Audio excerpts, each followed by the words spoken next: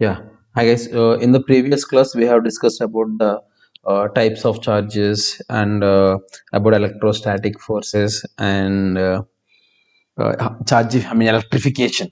How to charge the object. So and at the same time about electroscope also we have discussed it. So in this video we are going to discuss about Coulombic forces. I mean we have earlier discussed that there will be a attraction force between the unlike charges and repulsive force between the like charges, isn't it? So in this video we are going to calculate the magnitude wise, okay na? So అంటే by using the Coulomb law, Coulomb అనే scientist ఏం చెప్తారంటే the attract the force between any two charged particles. For example, I have two charges, one charge is q1 and another one is q2, and if they both are like charges, means both are positive charges, right? That is why repulsive force will be present between them, right? If they are unlike charges, for example, one is positive and another one is negative, definitely there will be attraction force between them. And do remember that this force of attraction or force of repulsion, it will be always towards the center or away from the center, because electrostatic forces are central forces. They always act towards the center or away from the center. For example, if you take a gravitational force, that is also central force, right? So here, if you observe, the force of attraction or force of repulsion will be directly proportional to the product of the charges. F directly proportional to q1 q2, right? And the same force is inversely proportional to the square of the distance between them, right? So from this we can write F directly proportional to q1 q2 by r square, q1 q2 by r square. And here if you remove this proportionality, then you can write the proportionality constant, which is called 1 by 4 pi epsilon naught. 1 by 4 pi epsilon naught, right? This epsilon naught gives you the permittivity of the medium. Okay, we'll discuss that, right? So here this epsilon naught is permittivity of the medium, and here q1 q2 are the magnitudes, only magnitudes, right? So if they are both are positive charges like charges, then the repulsion force will be away. So this F is nothing but repulsive force because of the q1 charge on q2, right? And this F is repulsive force because of q2 on q1. So this is radial outward if you observe both of them. Clear? And now here this 1 by 4 pi epsilon can be write as a single constant number k, right? For derivation it will be very easy if you represent like this. And here if you observe, 1 by 4 pi epsilon naught value is 9 into 10 to the power of 9 newton meter square per coulomb square. So what is the formula here? Force is nothing but q1 q2, right? q1 q2 by r square and some constant k, right? 1 by 4 pi epsilon naught. q1 q2 in the sense coulomb, this the unit of q1 is coulomb, unit of q2 is also coulomb, so c square here. So from this we can write k, right? What is the k formula? K is equals to nothing but f r square by q1 q2, that is equals to f in the sense newton, r in the sense meter square, newton meter square by coulomb square, right? This is the units for the k, right? So this k value will be 9 into 10 to the power of 9, 9 into 10 to the power of 9. And here epsilon naught is called permittivity, right? ఒకసారి మళ్ళీ ఈ 1/4 pi epsilon naught value చూద్దాం.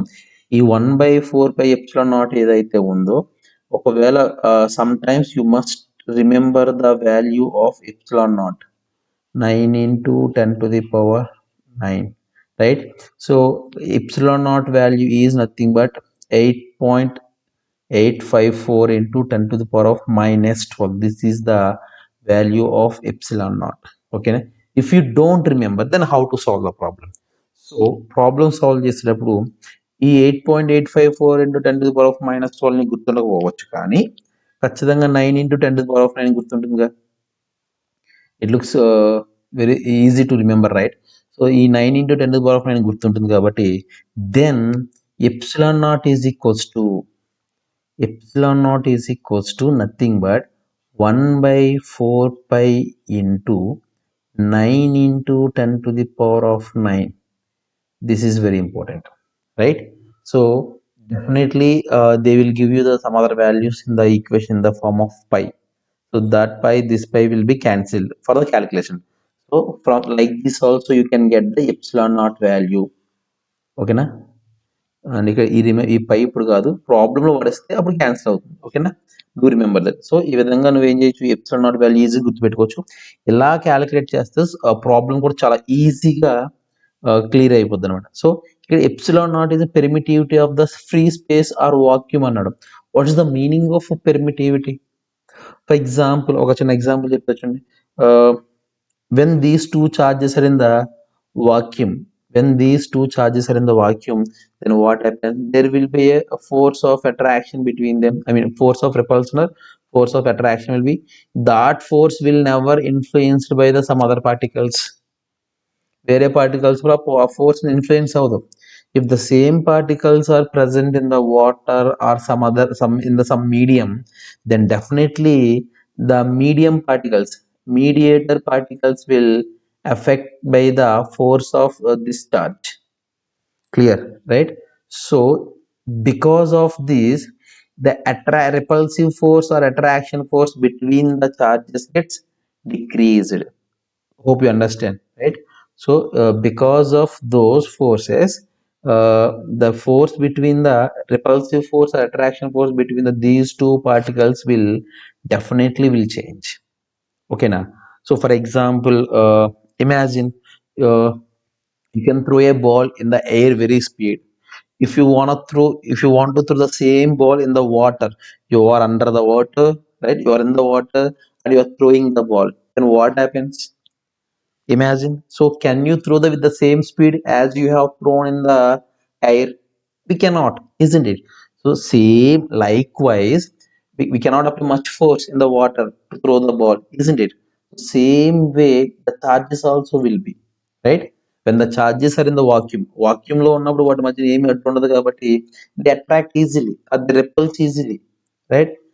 But if they present in some other medium, definitely between the two particles there will be n number of particles. They also will be influenced by this repulsive or attractive forces. So because of that, when these two charges are present in the some other medium, definitely the force will be decreased. In the vacuum, the force will be maximum. Clear? So here permittivity in the sense nothing but the ability of or the ability of decreasing the force by a medium given by the epsilon naught. Clear, right? This is about the epsilon naught. And here if you observe, if you don't remember this 8.854 value, no issue. You remember this 9 into 10 to the power of 9, 1 by 4 by epsilon naught is equals to, so take this epsilon naught to this side, then send this to another side, then you will get this formula. From this you can calculate easily, right? And next, coming to the a small let's see, we have taken the sphere 1 here, right?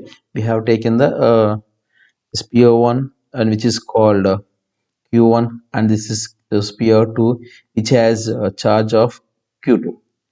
We have taken two spheres or two, let you think these two are the charges. It has, this object has plus q1 charge and this object has plus 2 coulomb charge, right? Q2. Now they are separated by the distance of 5 centimeters. Their centers are separated by the distance of 5 centimeters and radius of them, each of them has the radius 1 centimeter. Now here Coulomb's law will not be applicable if the distance between them is 5 centimeter, then this Coulomb law will not be applicable. So మీరు primary క్లాసులో ఉన్నప్పుడు వచ్చిన experiment చేస్తున్నారు, చిన్న చిన్న piece of papers ఇలా చేతుల్లో వేసి యూ రబ్ విత్ ద కోమ్తో రబ్ చేసి if you keep it near the small particles, then the particles will catch up the comb or catch up the pen ఆ పార్టికల్స్ పైకి ఎగిరి ఆ ఎలక్ట్రోస్టాటిక్ అట్రాక్షన్స్ ఫోర్స్ వల్ల అటాచ్ చేస్తాయి, I mean attract చేస్తాయి కదా. ఇక్కడ if the distance is more than 5 centimeters, it's not possible because electrostatic forces are not long range forces. Gravitational force is long range force, but electrostatic forces are not long range force but strongest force than the gravitational force. Gravitational force కంటే కూడా electrostatic force is very strong but not long range. అంటే distance ఎక్కువై కొంచెం distance పెరిగితే that's it, electrostatic forces will not be applicable, right? They're not coming to act. Clear? But gravitational force అలా కాదు, right? Even though it is weak force, it is long range force. Clear?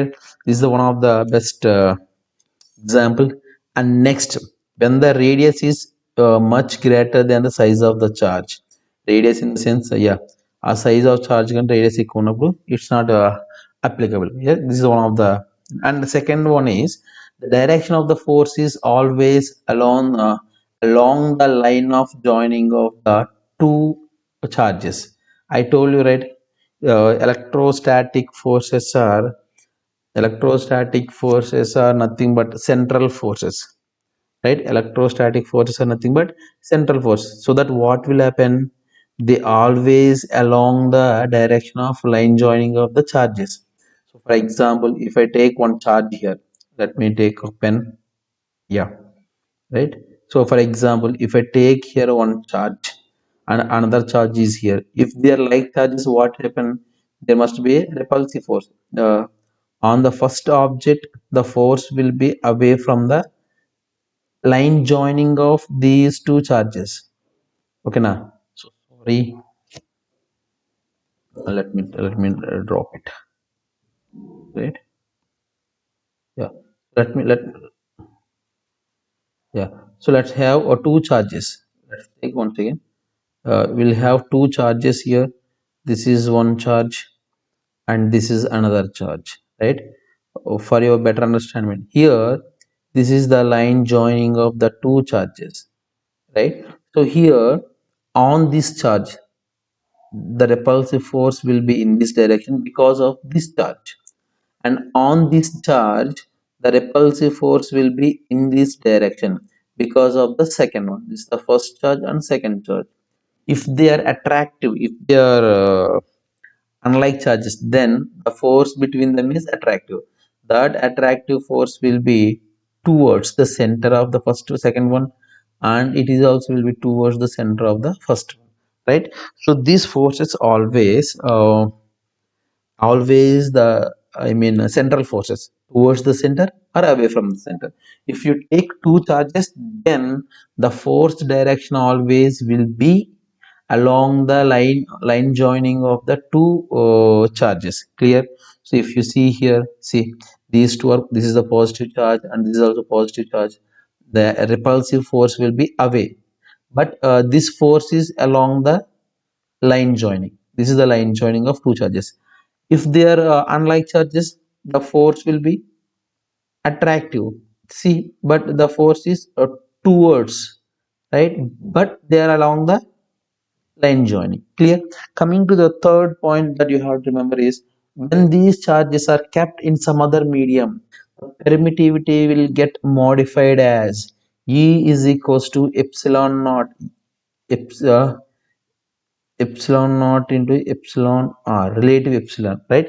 So here, what is the form that we have learned before? Electrostatic force F is equals to 1 by 4 pi epsilon naught q1 q2 by r square, right? This is the force of attraction or force of repulsion between two charged particles, right?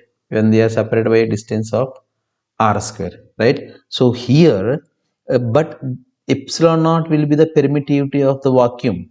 When they are in the vacuum, then this formula will be applicable. But imagine they kept in the water, or imagine they kept in some other medium, then what happens? The attraction or repulsion force between these two charged particles will be affected by the medium, right?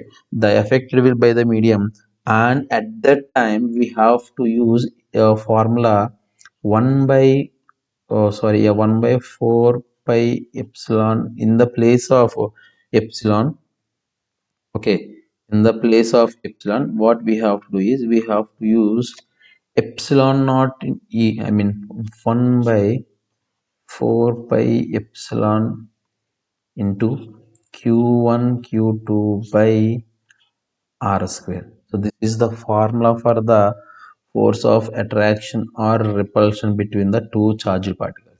Here the epsilon will tell you the permittivity of the medium, right? Permittivity of the medium. The permittivity of any medium is nothing but epsilon naught into relative permittivity. Many times they don't give the permittivity of the medium, they will give you the relative permittivity. Means relative permittivity is equals to permittivity of the medium by permittivity of the vacuum, right? So we are comparing the permittivity, we are comparing the value of permittivity with respect to vacuum, then you will get the relative permittivity. So now in this place of epsilon you have to use epsilon naught and epsilon r. That means this formula will be 1 by 4 pi epsilon naught into epsilon r.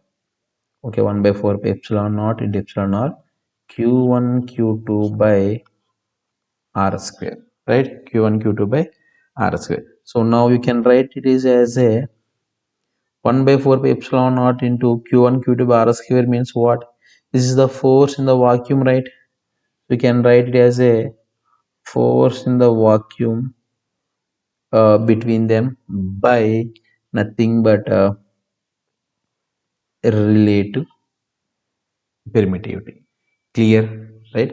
So this is like this also sometimes you may get this situation to solve the problems. Do remember that, right?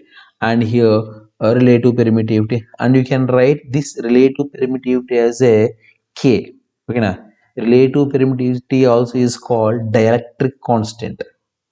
We can write it as a dielectric constant also. Okay na? And now here if you the net force acting on the q1 q2 will be the resultant of all the forces acting on it. So q net is equals to 1 by 4 pi epsilon naught er q1 q2 by r square.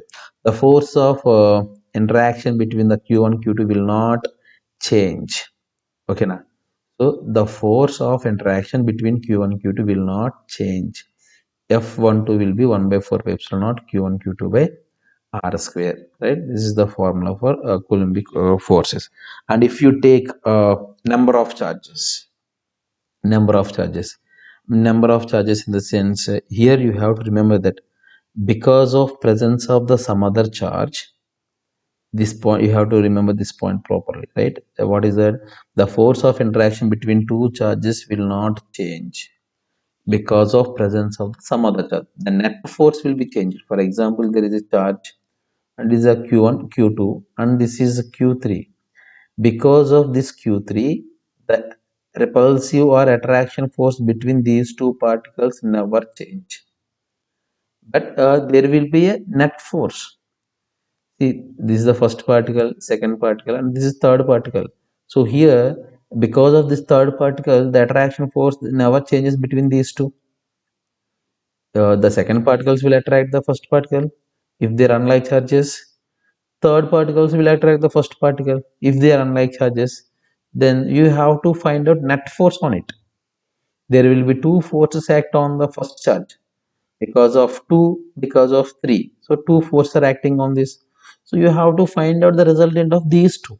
That's it. But this force never influenced by the some other particle, or this force never influenced by the some other particle. Clear? This is about this point, right? And next, coming to the fourth point, if you find n number of charges, for example we have q1 charge here, positive on q1 charge, q2 charge, q3 and q4, right? Here f net on q1, we are going to find out f net on q1, f net on q1.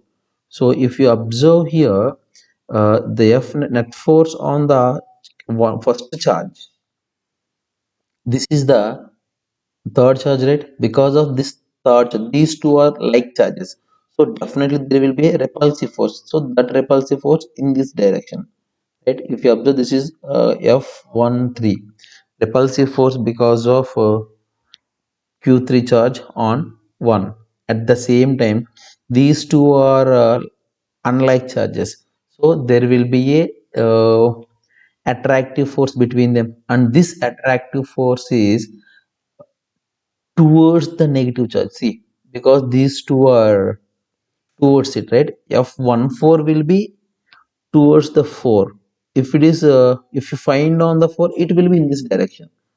It will be in this direction. So this force we don't need now. We are calculating only charges on the q1. Understand, we are calculating only charges on the q1. We are not calculating charges on some other particle now.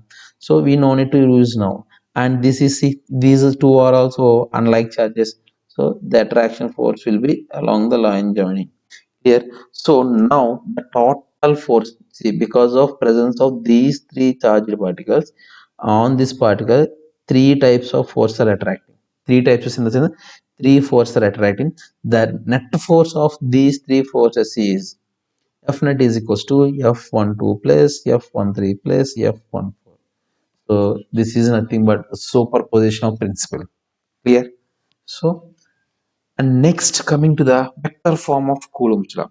Vector form of Coulomb's law. It's very important. I mean, up to now we discussed about the up to now we discussed about the just magnitude of the force. Now in this case we are going to discuss the direction of the resultant force.